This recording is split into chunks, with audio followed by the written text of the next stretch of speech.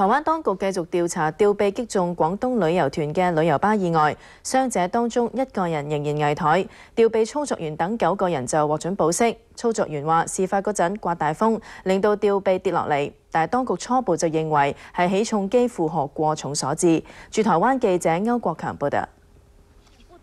台北勞工安檢部門朝早再派人到出事地盤調查，當局初步認為係起重機超出負荷1倍幾，導致起重桿彎曲不穩，加上強風令鋼索斷裂，吊臂跌落嚟。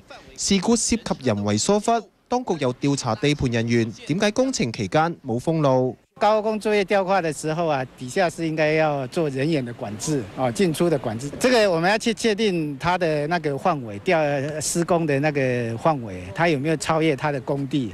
市長郝龍斌話會用最嚴厲嘅標準追究事故責任，而地盤喺過去2年至少就有7宗工業安全違規事故。逃過大難嘅10多名團員，晏晝搭機經香港返大陸，唔少人情緒仲未平復。至於4名傷者仍然留醫，其中1人喺深切治療部靠儀器維持生命。2名死者嘅遺體安放喺台北醫學院，院方設置靈堂供團友吊唁。